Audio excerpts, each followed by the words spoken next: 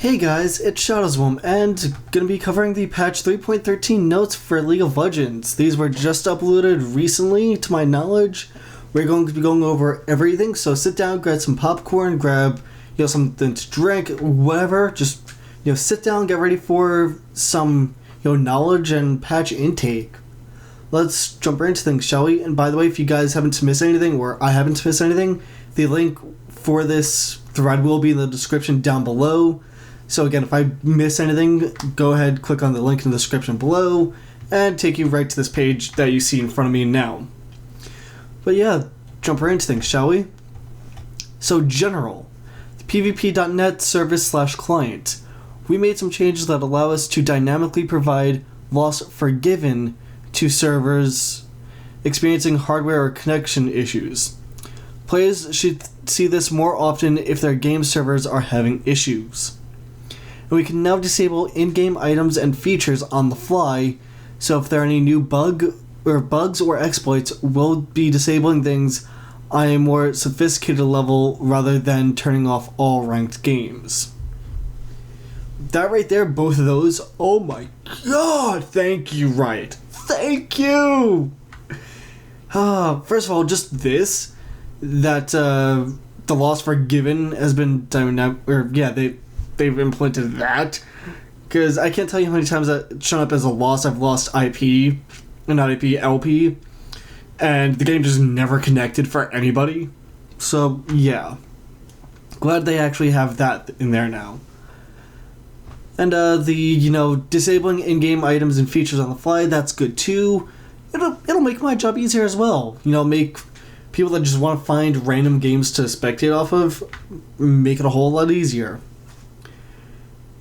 We've improved the champ select timer accuracy and reliability to be turned on a later date, that is. The client will now actively sync its timer with the server during every phase. If your original timer is behind, you may see a jump as it syncs up with the server. Example, jumping from 60 to 50 if you're 10 seconds behind. But you will no longer run into situations like having seconds left on your timer, but having your selection window end prematurely. And we've also reintroduced the numbers 89 to the timer, or to the beginning timer. Hold on, I kind of misread that a little bit. We've also reintroduced the numbers 89 to the beginning timer, and 9 in the post lock-in timer. Did you realize they were missing? I actually kind of didn't. So I'm glad they kind of put that in. Fixed an issue which caused the screen to briefly flicker back black when selecting a skin in Champion Select. Okay, I never had that issue, but some people did. Temporary summoner icons for the Season 3 World Championship have been removed from the client. And fixed an issue where purchasing champions or skins would disappear in rare circumstances. Glad they fixed those two things, that's great. Moving on. Friends list. We've re-added redundancies to fix corrupted friends list commonly caused by third-party chat clients. This will fix the following: online friends appearing offline, opening the wrong friend when clicking on another, and friends appearing to be another friend. Fix an issue where a player with a pending friend request would appear online after sending them a game invite. And group chat panels received a visual update to match the new friends list. Okay, nothing huge there. Nice little update that they gave, but again, nothing game-changing just yet. And game interface. Fix a bug where some options such as move camera on spawn would not save, and players who receive messages while scrolling through chat history would no longer have their chat jump to the bottom. So that's good too for if you're playing in a game and your teammates are spamming stuff like that, or stuff's happening all the time and you're trying to respond to somebody who whispered you. Your chat will no longer just completely jump all the way down to the bottom, so that way you always miss what the person asked or said. what affects the game now? In-game mechanics, attack speed slows. The summary, attack speed slows such as Gnosis' Wither were immune to cleanse or other forms of debuff removal unless attached to a movement impairing effect. Now all attack speed slows can be cleansed and treated like they are movement speed slows. So the context, we're updating attack speed slows in order to have a more consistent counterplay related to debuff removal. Essentially, we're looking to treat all slows the same, whether they're movement or attack speed based. So attack speed slows can now be cleansed as if they were movement impairing crowd control effects, and affected champion abilities and items. Gragas's Barrel Roll, Malphite's Ground Slam, Randuin's Omen, and Warden's Mail. Those are currently what have been affected. So, I doubt something like Ashes, Frost Arrow or Q, for instance, is going to be affected because, hey, it's an auto attack thing, so. Anyway, champions with dashes tied to their ultimates. Summary. The following champions will now be affected by snaring or stunning crowd control abilities after they complete their dashes. Their spells will be unstoppable, but most forms of crowd control landed while the champions using the ability will be applied after the spell completes. CC duration will tick down while a champion is in mid-dash. Context. We're adding more counterplay for champions who have long-range dashes tied to their ultimates by making them susceptible to certain forms of crowd control after they complete a dash like stuns or snares. Now, if a teammate lands a snare in the middle of a champion's dash, the ulting champion will complete their ability but be snared at the end. Sorry. So crowd control effects can now be received during quote-unquote unstoppable movement ultimates. They previously discarded all crowd control effects. But these ultimates will still finish their movement regardless. But those ultimates will still finish their movement regardless. Crowd control effects can persist after the cast finishes. So, champions affected by this. J4's Cataclysm, Nocturne's Paranoia, Vi's Assault and Battery, Malphite's Unstoppable Force, and Hecarim's Onslaught of Shadows. So, right here, I think this is just to add, as they said, a little more counterplay. So that way, it's not the end of the world. You don't have, for instance, say you had, slow going on Malphite as he's moving with his ult. That slow is no longer negated. It actually ticks at the start of when he, after he hits you. So you still have, the CC still hits him, just after their ult goes through. So it's a nice little touch.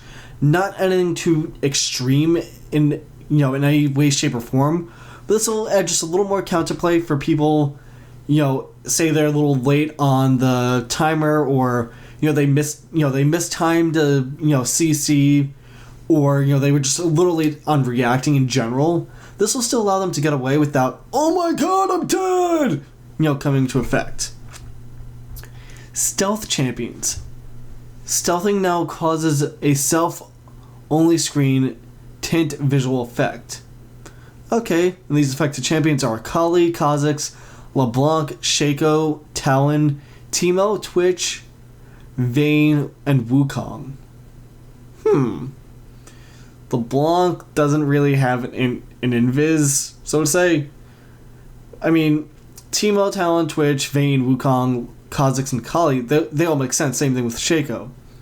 But LeBlanc, she doesn't really have a stealth mechanic. Whatever. Nothing too drastic, just a nice visual effect, I guess.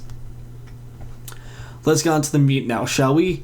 Aatrox. Summary. Blood Will's passive attack speed bonus now scales with character level. Lower at earlier levels, higher at max levels. Blade of Torment's damage has been reduced. Equal at lower levels, lower damage at max levels.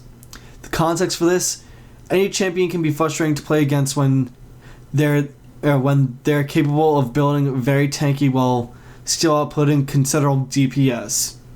We're lowering some of Aatrox's innate damage.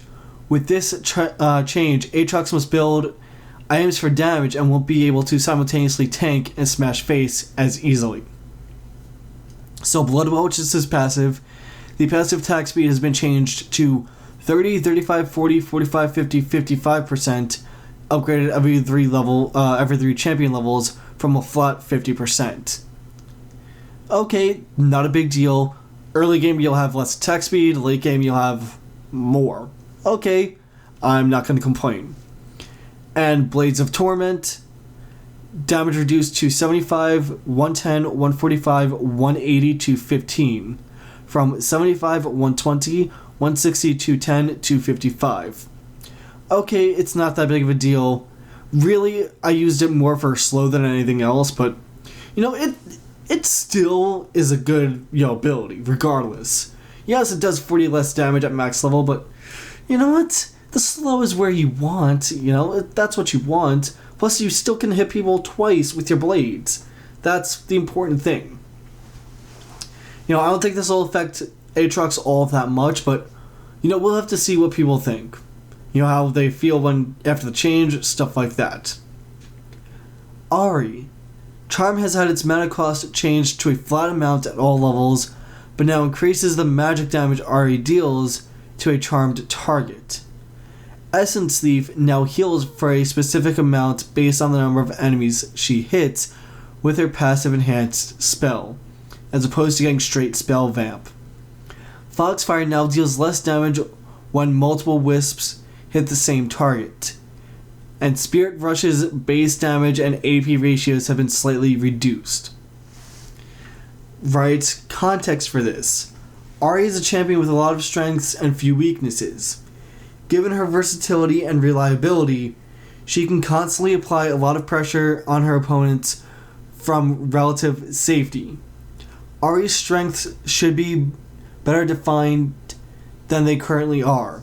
These changes give Ahri players and her opponents clear amounts of mastery that differentiate the good Ahris from the great Ahris. Our core focuses are: 1. Make Ahri's default lane pattern more clear so both Ahri and her opponent can make plays around them. Make Ahri's quote-unquote all-in gameplay more closely tied with landing charm to establish charm as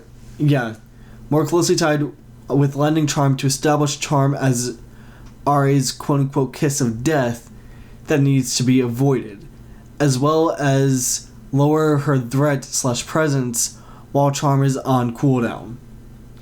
And finally, keep Ahri's core gameplay intact while trimming away strength from the low gameplay patterns that don't feel rewarding.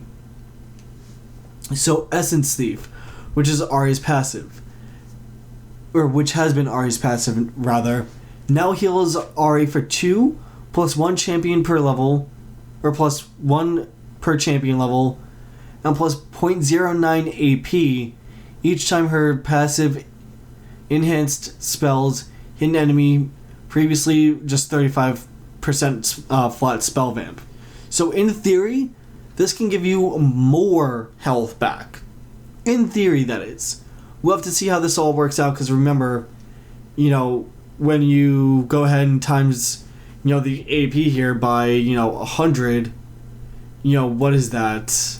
I'm actually going to go ahead and pull out the calculator right here, and I'll actually show you guys right now. Where is it? Screen region.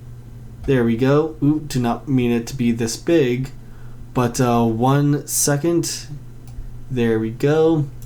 Okay, so point 0.09 times 100. So for every 100 spell power, or AP rather, for every 100 AP, that gives Ahri another 9 health that she can generate from her passive. Okay, that doesn't sound like a lot, but again, it certainly helps. It's a lot. Plus it's a flat 2 health plus 1 every time she levels up. So it starts off with a 2 and then ends at, let's see, 3, 4, 5, 6, 7, 8, 9, 10, 11, 12, 13, 14, 15, 16, 17, 18, 19, 20. Ends at 20, 20 health regardless, without any sort of AP, which given she'll have, roughly 400 AP if not more, that does stack up relatively quick, so, and she can still build spell vamp items, so that's always a good thing. Foxfire.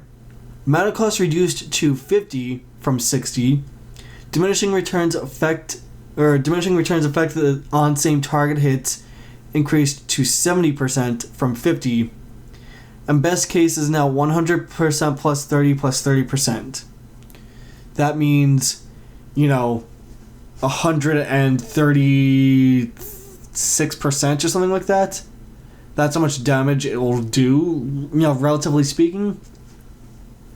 Which doesn't sound like a lot, but it is still a lot.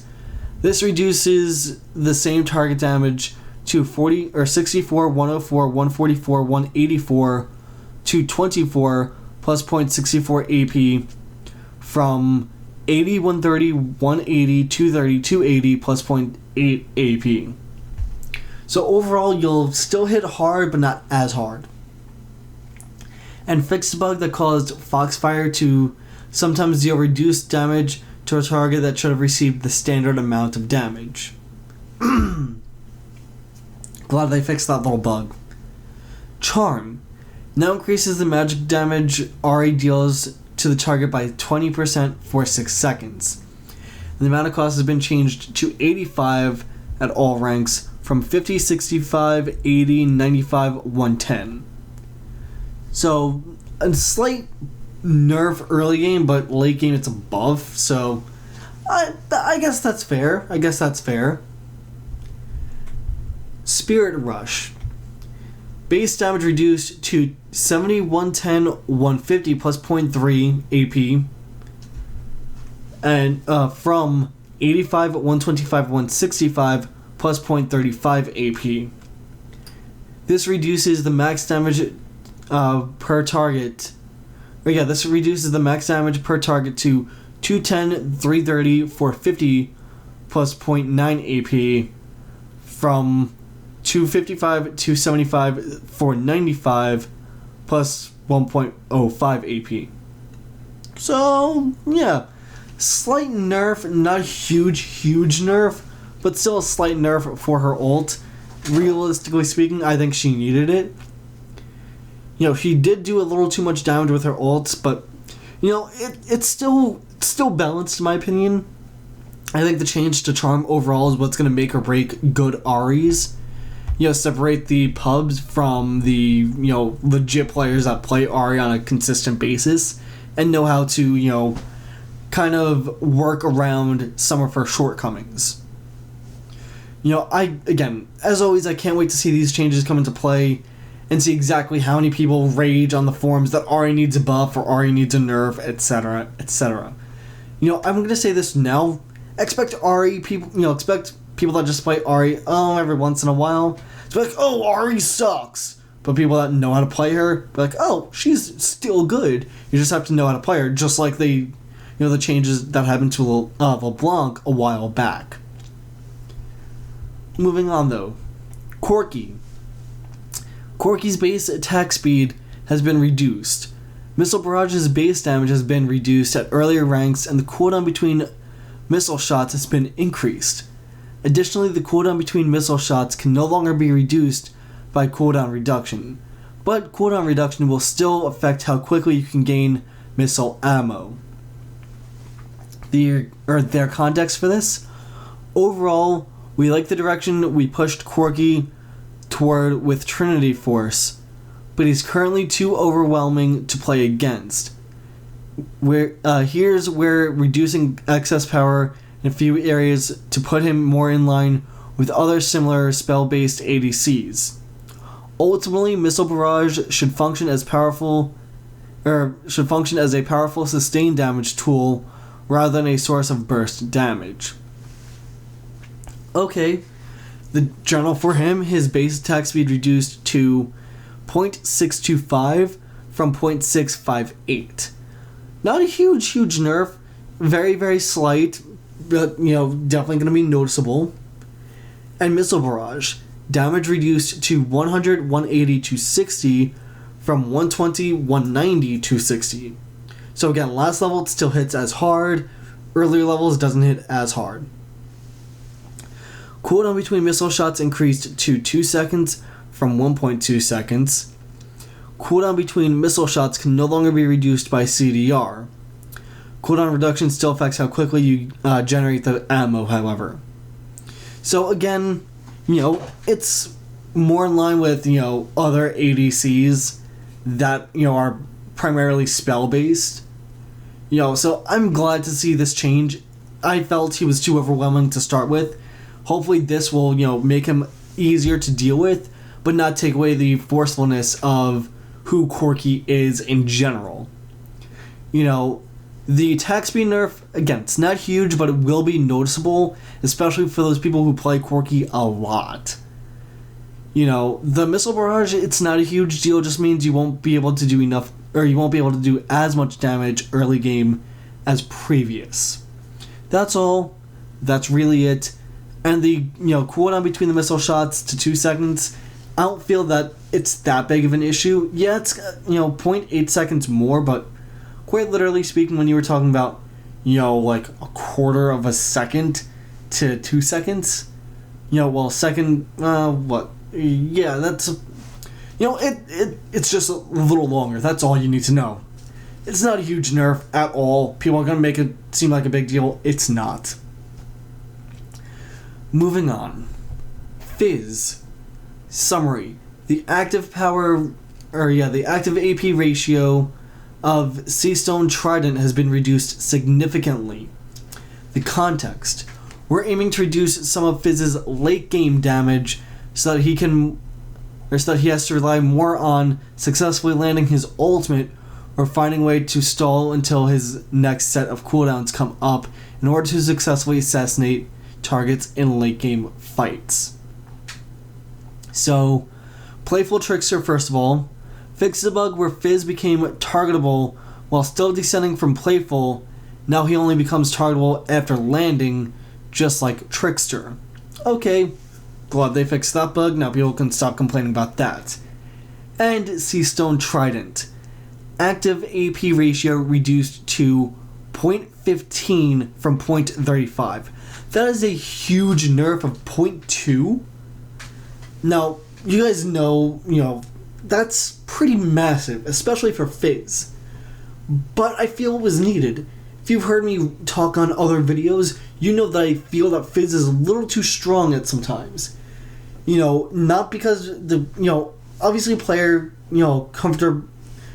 who are comfortable with playing Fizz are going to be good with him, but players who don't really know how to go up against Fizz, it was just a steamroll for Fizz, and it just wasn't even a challenge at that point. So now this adds a little more counterplay, and Fizz has to be a little more wary of when he goes in to try and assassinate. Even seeing him assassinate, 2.6k health junglers, such as, Hecarim and stuff like that. So now he won't be able to do that as easily. But, we'll see people find ways around it, stuff like that, build more AP, etc., etc. But, yeah. I think that's a good change just overall for, the way Riot's going with this. Heimerdinger. Heimerdinger's kit has been significantly reworked this patch. Techmagicular repair bots no longer work on friendly turrets. The H28G evolution turrets now fire a beam every 12 seconds in a projected line in addition to the regular attacks. Additionally, the H28G evolution turrets will now shut down after a period of time, if Heimerdinger leaves the area. Hextech micro rockets have been reworked to unleash a barrage of rockets that cover that converge at your cursor before fanning out. Enemies hit by more than one rocket take reduced magic damage from additional rockets. And the CH-1 Electron Storm Grenade now travels in an arc. Upgrade makes Heimerdinger's next spell free while also applying bonus effects. Upgrading H-28G Evolution turret transforms it into a giant H-28Q Apex turret that deals higher damage with a lower cooldown beam. Upgrading Hextech Micro Rockets transforms into a Hextech Rocket Swarm, and where Heimerdinger fires out 4 waves of rockets that deal damage on impact. Finally, upgrading the CH-1 Electron Storm Grenade transforms into the CH-3X Lightning Grenade that bounces 3 times, dealing damage and stunning with each bounce before disappearing. So, oh my god! I'm gonna have to play Heimerdinger again for my series. I have to see how he plays now. But let's read on, shall we? The context. Heimerdinger has got some new toys. Our core goal was to give Heimerdinger the tools to differentiate himself in inability, use, and build optimization. In particular, we focus on diversifying the Heimerdinger experience so that each Heimer's abilities comes out with its own form of gameplay and interaction. Players will need to think carefully about how to use each in an optimal way. Raise your turrets. Whatever. Oh my god! Whew, that's a whole lot of info. Let's just read all they changed, shall we?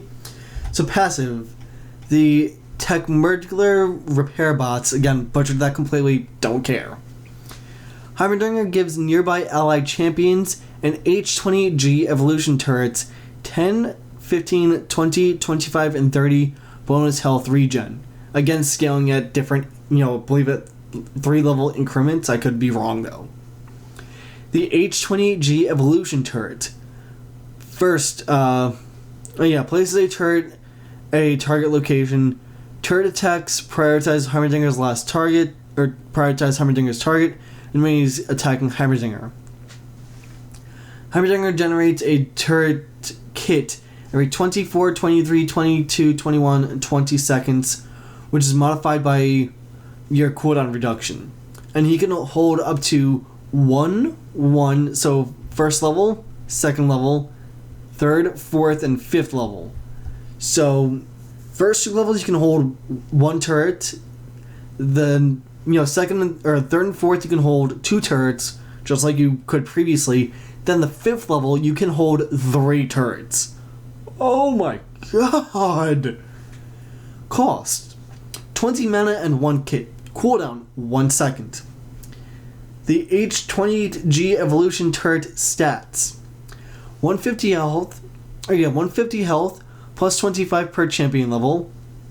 The attack cannon deals 15, 22, 29, 36, and 42 plus 1.25 plus 0.125 AP magic damage. An attack beam deals 50, 75, 100, 125, 150 plus 0.5 AP magic damage in a line with a 12-second cooldown. Maximum turrets 3. The Hextech Micro Rockets unleashes a barrage of 5 rockets that converge towards your cursor and fan out past it. Each rocket deals 60, 90, 120, 150, 180 plus 0.45 AP magic damage. Enemies that are hit by more than 1 rocket take 20% magic damage from each additional rocket. Max damage of 108, 162, 216, 270, and 340. And minions take 60% instead. Targeting the ability closer to Heimerdinger increases the projectile spread. the cost is 70, 80, 90, 100, and 110 mana with an 11-second cooldown. The CH1 Electron Storm Grenade hurls a grenade that deals 60, 100, 140, 180, 220 plus 0.6 AP magic damage to every unit, to enemy units, and slows their movement speed by 35% for 2 seconds. Enemies in the center of the blast are also stunned for 1.25 seconds. The cost is 85 mana. The cooldown is 18, 16, 14, 12, and 10 seconds. And Heimerdinger's ult upgrade. Heimerdinger's next basic spell is free and has bonuses. The H28Q Apex Turret places a turret that deals 90, 110, 130 plus 0.33 AP magic damage with its cannon, and 225, 300, 375 plus 0.8 AP magic damage with its beam for 8 seconds. The Hextech Rocket Swarm fires 4 waves that deal 135, 180, 225 damage plus 0.5 or 0.45 AP magic damage each. Champions and monsters hit by multiple rockets take reduced damage. Max of 550, 690, 865 plus 1.83 AP. And the CH3X Lightning Grenade throws a grenade that discharges 3 times, dealing 150, 200, 250 plus 0.6 AP magic damage each time. Both the stun and slow areas are larger, and the slow is improved to 80%. The cooldown for this: 100 seconds, 85 seconds, 70 seconds, with a 100 mana cost at all ranks. Oh my god! That is just... oh! I can't wait to play him. I'm going to make a video about him as soon as I possibly can, guys. So, yeah. Stay tuned for that. You know, whenever that video is up, I'll put an annotation on the top left so that you guys can see my full thoughts on the new Heimerdinger. Alright? Because, yeah, that's a lot to soak in, and that's a lot of changes. I don't even know where to start, so, yeah, keep an eye out on my channel for that video, okay? That's all I'm going to say on him. Jinx. Summary: Switcheroo's minigun attack speed bonus has been reduced at early ranks. Zap's base damage has been reduced at early ranks, and its mana cost has been significantly increased. Zap also no longer reveals stealth units. The context: we feel that while Jinx's kit is a lot of fun, or has a lot of built-in weaknesses in the mid and late game, her early lane dominance is so overwhelming that it distorts her overall power across the entire game. The goal here is to address Jinx's early game damage potential while trying to minimize effects on her late game. So, Switcheroo Minigun. Total attack speed has been reduced to 30, 55, 80, 105, 130%, from 50, 70, 90, 110, 130%. So again, early levels it's less, last level it's the same. And Zap. Base damage has been reduced to 10, 60, 110, 160, 210, from 30, 75, 120, 165, 210. So, again, pretty big damage nerf early game, same damage late game. Mana cost been increased to 50, 60, 70, 80, 90, from 45, 55, 65, 75, 85. So 5 damage or 5 mana increase overall, and no longer reveal stealth units. I can't really say much about Jinx because I haven't had a chance to play her or really play against her except once. So I can't really give you my full thoughts on that. But, just in general, I think people and players are going to be happy and sad about this. They'll be happy because her, her attack speed, it was kind of ridiculous, let's be honest here. You know, especially with the minigun, it was kind of ridiculous. So, glad they actually reduced that for the early game, but they kept it intact for the mid and late game. And the zap damage and mana cost, it's not... You know, it's a hit, don't get me wrong. It's a hit to her, but not as huge of a hit as people will think. You just have to be a little wiser about your surroundings and, you know, when to use it. Simple enough. Kassadin. Null Sphere has had its mana cost and damage reduced at later levels. The silence duration of Null Sphere has been increased at lower levels, but very slightly lowered at max level. Riftwalk's base damage and bonus damage per stack have been increased, in addition to giving him small AP ratio added per stack. Additionally, Riftwalk now refunds 50% of the total mana cost when it damages an enemy champion.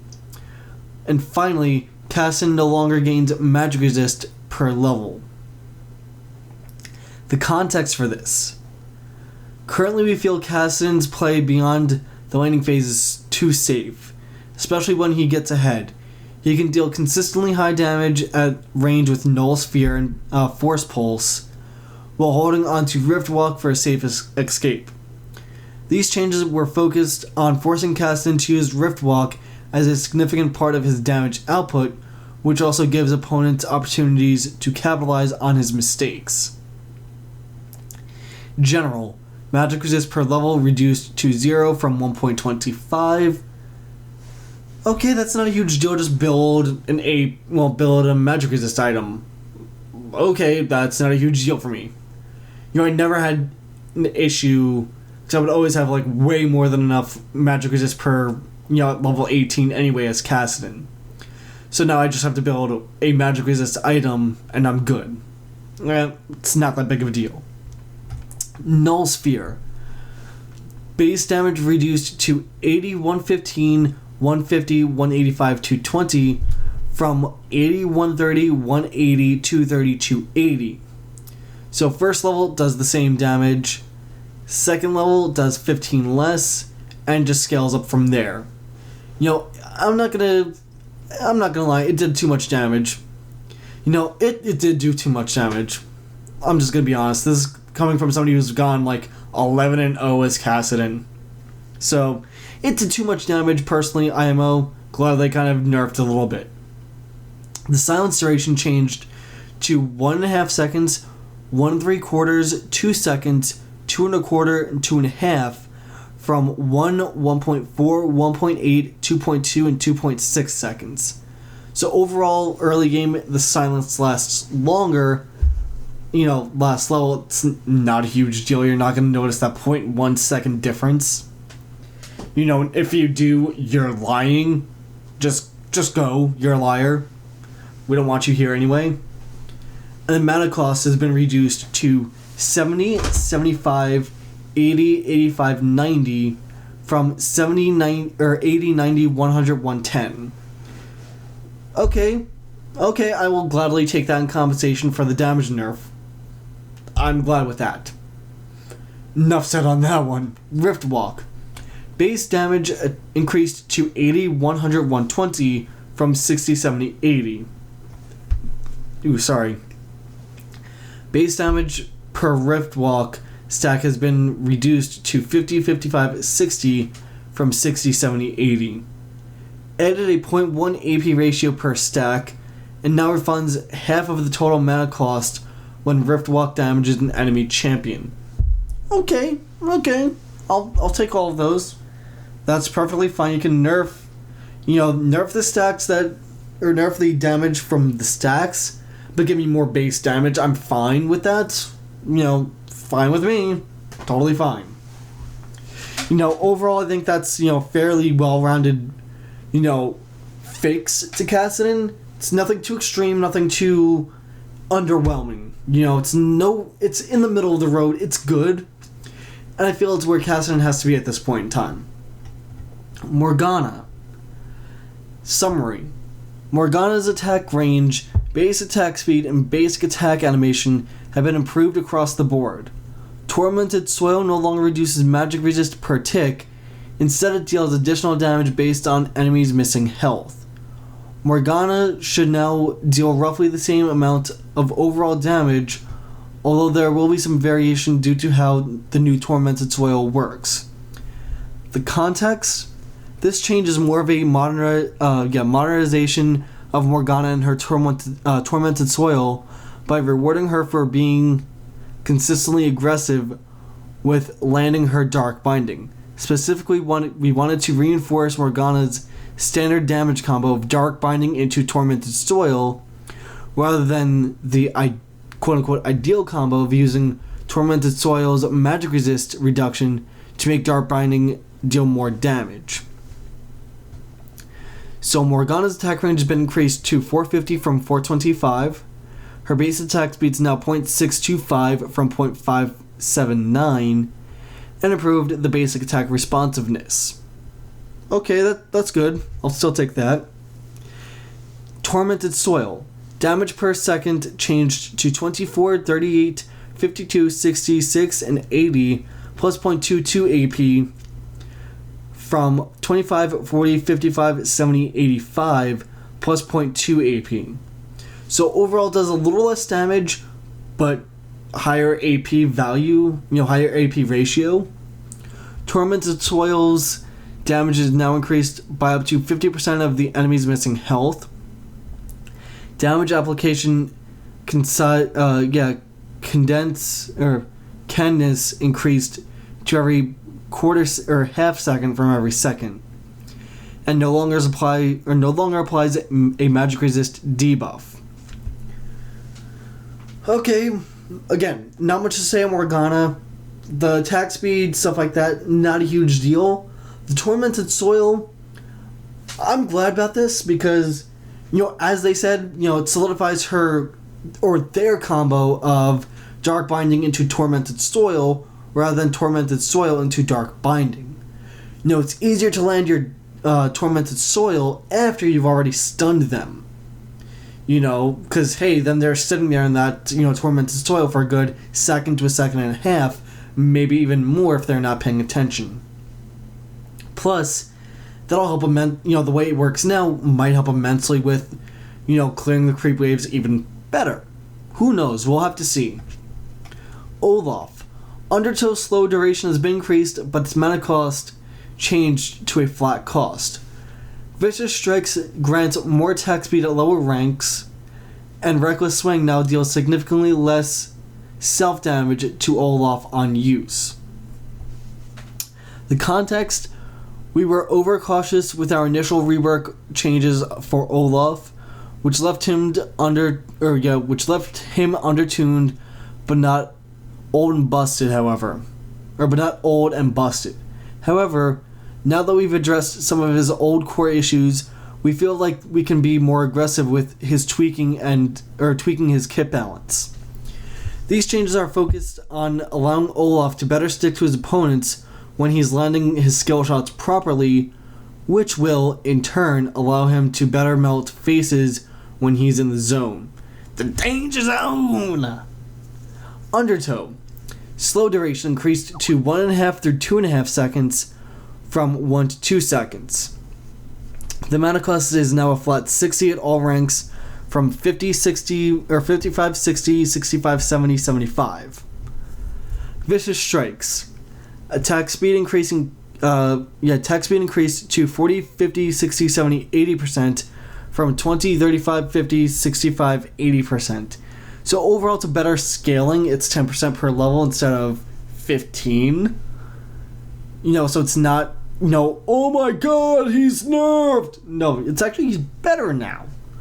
You can't complain. He's better now. And Reckless Swing, self-damage reduced to 30% of damage dealt from 40%. So 10% less damage being done to him than previous. And I should have left that call. 1 second. So yeah, 1 second, guys. Probably, good thing you don't see this. There we go. But yeah, anyway, Rammus received a texture update. That was me face palming hard. You guys probably heard it. If not, here's another taste. That's me face palming yet again. That's the only thing that I have to give Rammus a texture update? The hell?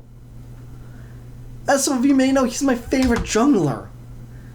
Give him something else, please. Give him some more, let him say some more stuff or something. I don't know. I mean, God, he's one of the originals.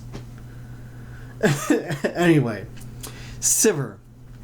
Sivir has been reduced, or has received a visual upgrade. Sivir's Ricochet will now be active for the next 3 attacks after casting, and each attack bounces infinitely, provided it can find new targets to bounce. It will never hit the same target twice, however. Additionally, targets hit by a bounce will take a flat percentage amount of damage. Spell Shield no longer costs mana to cast. Thank you! On the Hunt no longer has a cast time, but doesn't provide a flat bonus attack speed aura. On the Hunt now provides a large movement speed boost that wears off to a similar, longer-lasting movement speed buff. And On the Hunt also provides a passive attack speed bonus when Sivir activates Ricochet.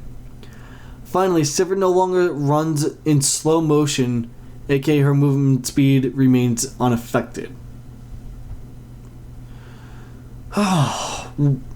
Okay, their context. When we approached reworking Sivir, we shed away from homogenizing her as another generic marksman. Instead, we took a route where we wanted to highlight Sivir's unique traits, like her ability to deal high AoE damage with Ricochet and her large team-wide mobility boost in On the Hunt.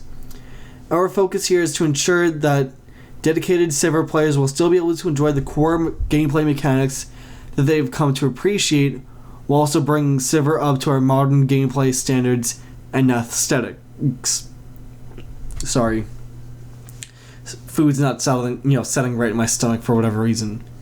General, Sivir's received a visual update! Yeah! What? Okay, whatever.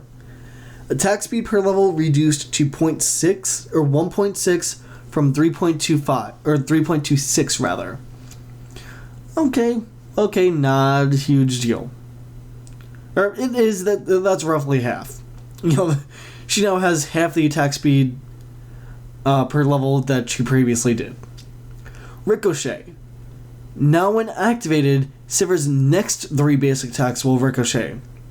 No longer has a maximum number of bounces. Each ricochet can still only hit a target once. Now bounces to closer targets, or to the closest target instead of random targets within the bounce radius. Deals 50, 55, 60, 65, 70% damage to all secondary targets. It no longer has base damage, and cooldown increased to 98765 seconds from 76543. Okay, I'll take the damage buff with the cooldown nerf. I'll take that any day of the week. Yep, any day of the week I will take this change. Spell Shield. Reduced mana cost to 0 from 75. Because, let's be honest here, it didn't make all that much sense when you had to go and pop your Spell Shield that cost 75 mana to get 125 back, which was 30, 40, 50 mana back. So, yeah. Now you'll gain a lot more. Plain and simple. Mana return reduced to 60, 75, 90, 105, 120 from 150. Okay, so I was wrong. You got double the mana back, but whatever. You're still gaining more mana back because you're not wasting anything to cast it. Ding! Light bulb went off for people. Yeah. On the Hunt no longer has a cast time. Active no longer grants attack speed. Now grants Sivir a new passive. Sivir gains 40, 60, 80 bonus attack speed while Ricochet is active. Movement speed bonus now begins at 60%, then reduces to 20% after 4 seconds. And cooldown changed to 2 minutes, a minute and a half, a minute, from 110 seconds, a minute and a half, and a minute 20 seconds. So it's a little more streamlined now with her ultimate. Not a big deal. Zed. Or one more thing on Sivir. Hallelujah. Hallelujah. Yeah, she needed a change. A lot of people were saying, Sivir was good in Season 1. She sucks now. Booyah, baby. Now she's back in the game. That's it. That's all I gotta say on her.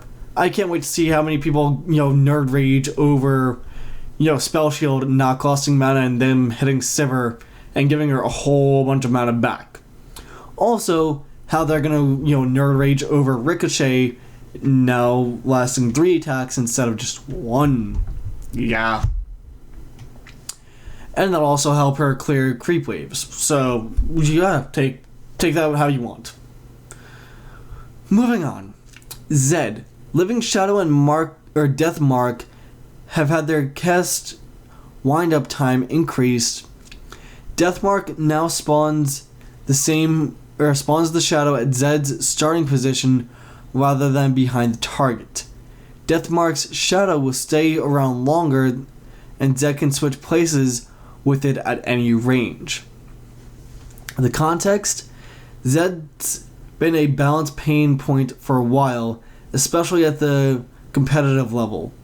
In particular, Zed's current play pattern, while satisfying for the players, can be executed so quickly that they offer little to no reaction time for his opponents. In its current iteration, Deathmark sets up Zed's gameplay for free with little execution needed beforehand. Because Zed's intended gameplay focuses so heavily on manipulating his shadows, we want to force him to actively think about how he'll use his tools to assassinate his targets. Living Shadow significantly increased the time it takes for Living Shadow to reach its destination. The missile travel speed's been reduced to 1500 from 2500. Okay, not a big deal. Deathmark now spawns the Living Shadow at Zed's starting position rather than behind the target. Increase the time Zed remains untargetable before dashing to the target to 0.75 seconds from 0.35. Deathmark shadow deration increased to 6 seconds from 4, and increased the range at which Zed can switch places with his Deathmark shadow, that is, to 2,000 from 1,100.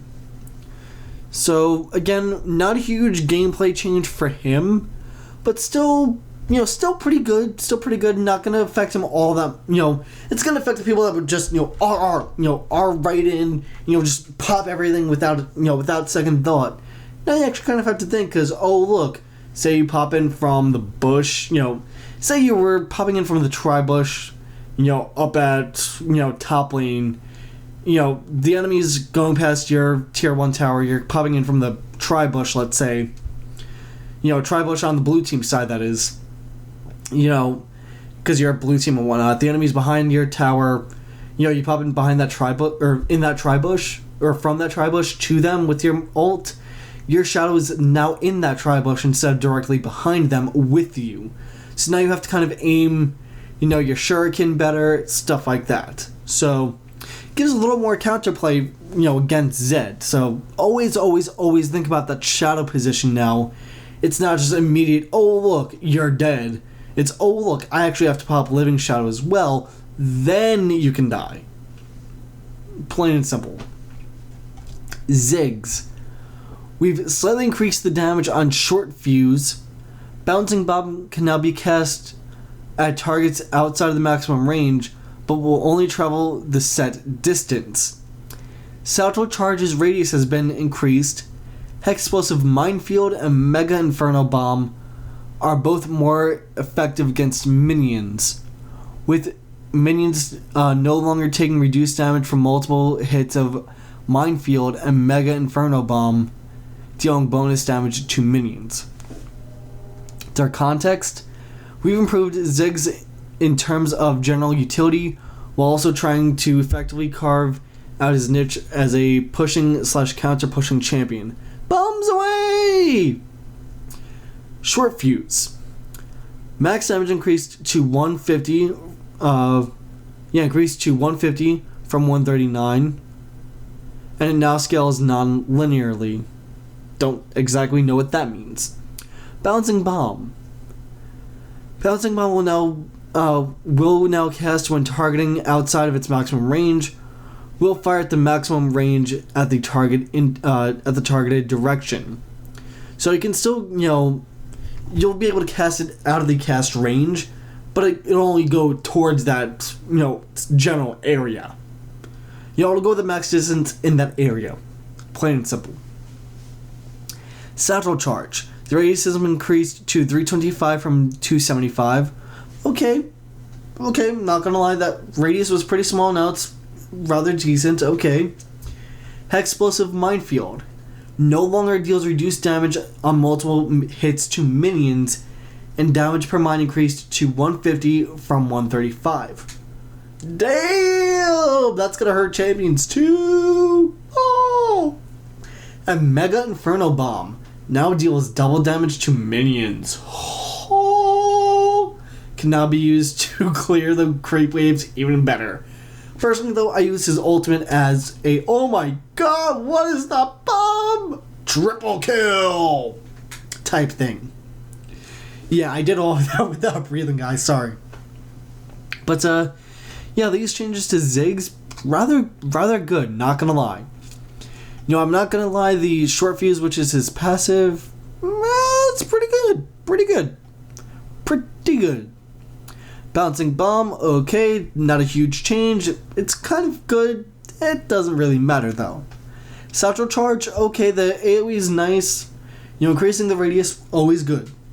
Allows him a little more gameplay, just a little more, and get those minions, because they want him to be counter pusher or pusher.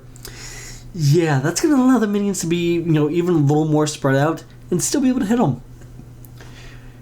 That's really it. The Minefield, Inferno Bomb, whatever. Zyra.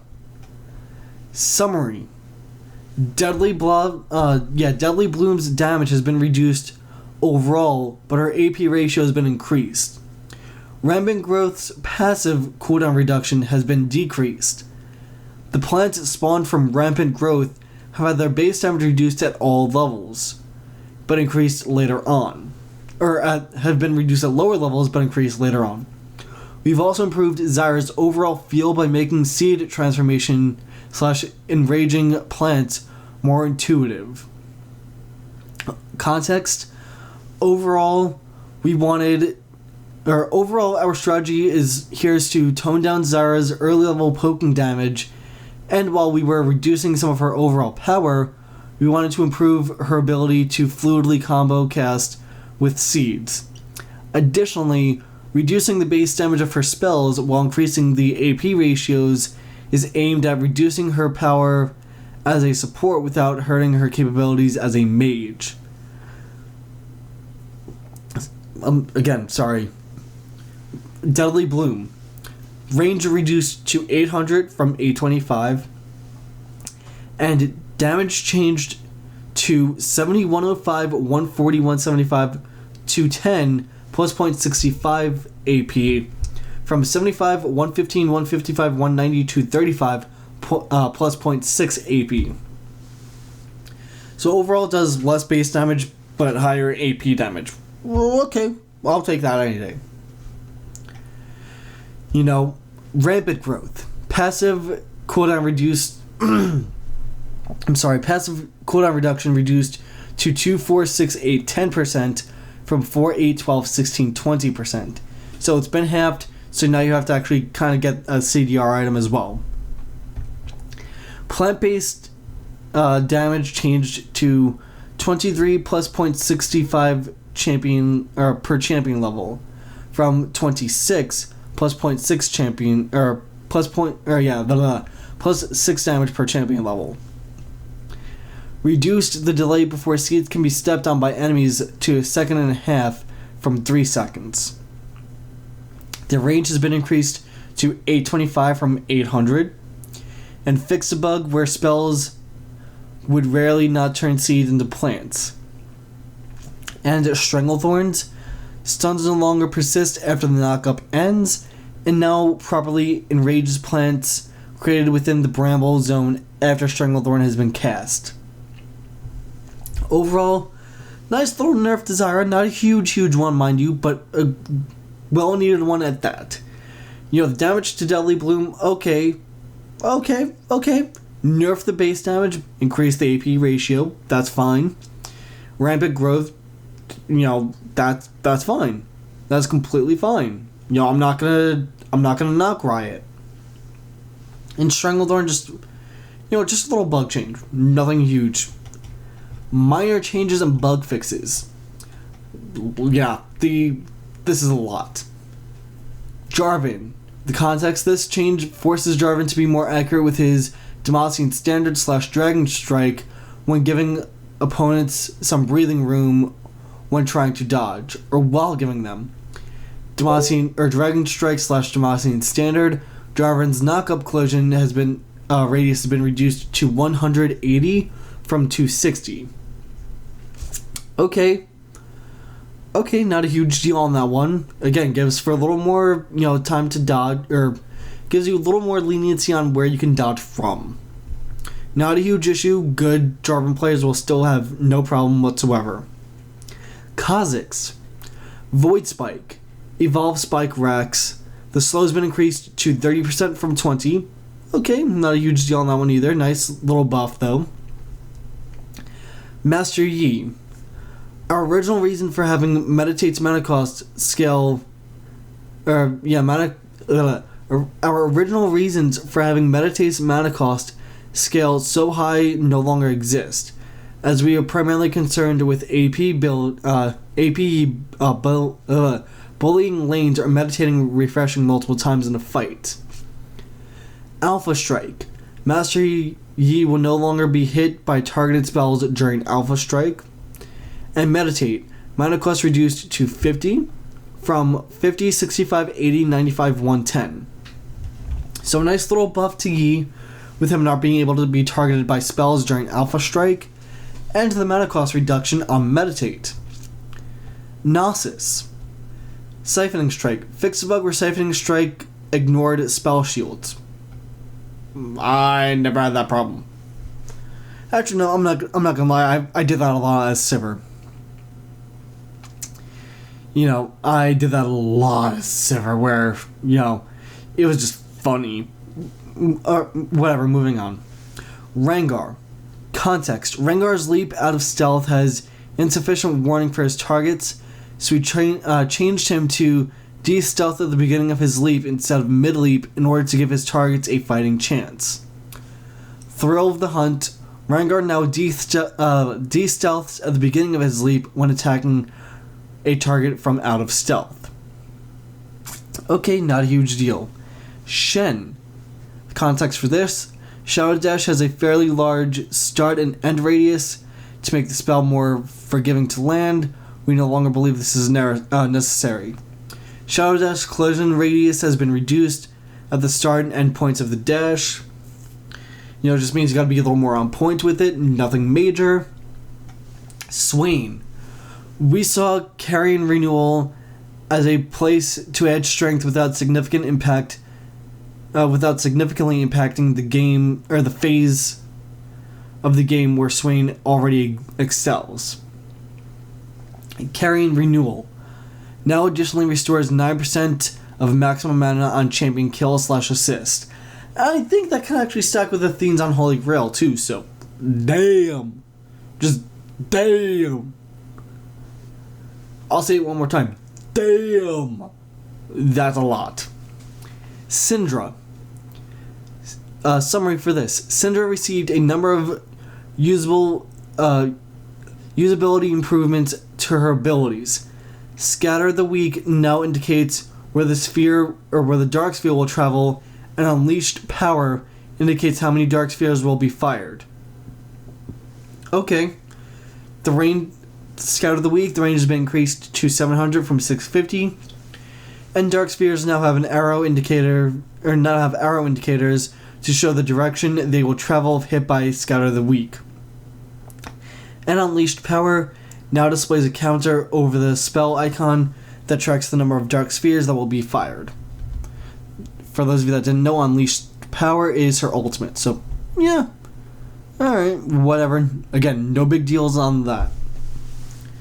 Teemo, fixed the bug where mushrooms gave experience. Aww, no fair.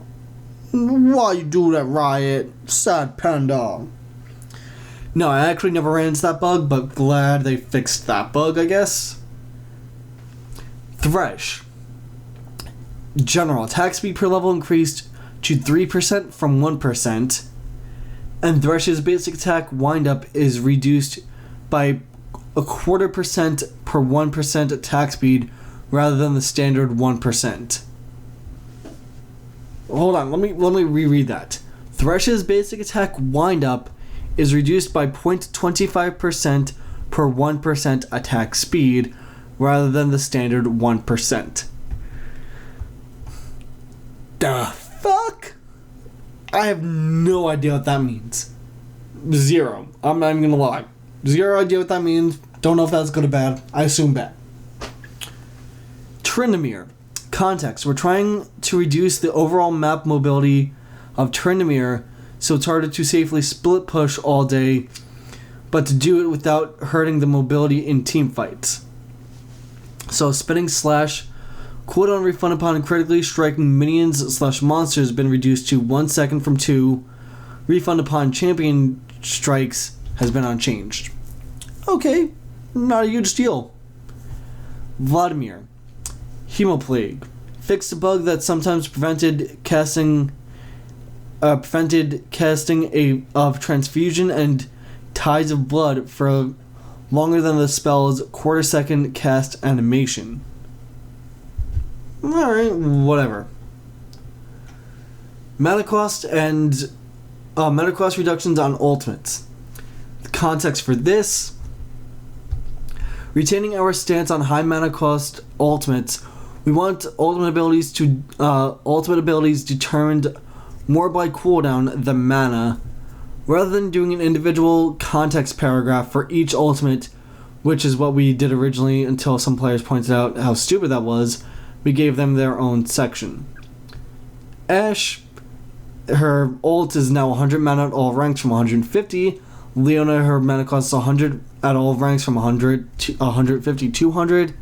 Soraka, her ult is now 100 all ranks from 100, 175, 250. Varus' ult is now 100 all ranks from 120. And Victor's mana cost has been reduced, or his ult mana cost has been reduced to 100 at all ranks from 125, 175, to 25. Yeah. Alternate map balance. Twisted Treeline out of beta. With the competitive season almost done, Twisted Treeline is finally ready to emerge from beta. This doesn't mean the design iteration will stop. We'll continue with champion balancing, system tweaks, and maybe even a new item or two. Crystal Scar. The following changes here are for Crystal Scar only. Map specific change for Crystal Scar. Self-healing penalty. Context.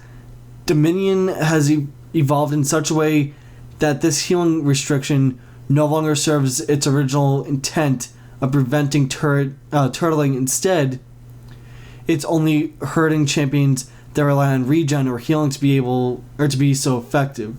effective, so we removed it. Removed global self-healing reduction buff. Crystal Scar, this is another Crystal Scar map specific change. Speed Shrine buffs. Context. The previous version of Speed Shrine buff allowed for people ganking bot lane to come in at basically ghost movement speed, with the Genki having very little time or very little reaction time on a wireless map. This change is meant to alleviate all of the pressure to bot lane while making teams invest more if they want to continuously pressure the lane. So speed shrine buffs now decay over its duration. Alright, no big deal. And Teemo fixed a bug where his move quick passive movement speed was not being removed by Dominion turrets. Okay. Crystal Scar, Howling Abyss, and Twisted Tree Line. These changes are for the Crystal Tree Line, or Twisted Tree Line, Crystal Scar, and Howling Abyss. Grez's Spectral Lantern. Summary. You know what, I'm actually just going to breeze through all of this.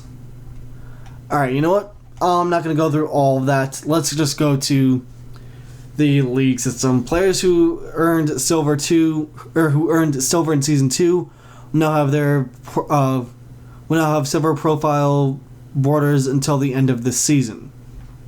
Okay. I'm not going to go through the rest of the stuff. You guys can go check it out in the description down below, because this video has been going on for quite some time, and I'm tired. I'm out of it. It is 11:29 or 11:30 pretty much at the time of recording this. So, yeah, guys, my name has been Shadowswolm. Hope you all enjoyed it. Again, sorry I didn't cover everything like I said I would, but you can check everything I didn't cover down in the description down below, or you can go ahead and pause the video here and pause the video here. That's it. Oh, and pause it here. Yep, pause it here. That's it, guys. My name has been Shadowswolm, and as always, I will talk to you all next time.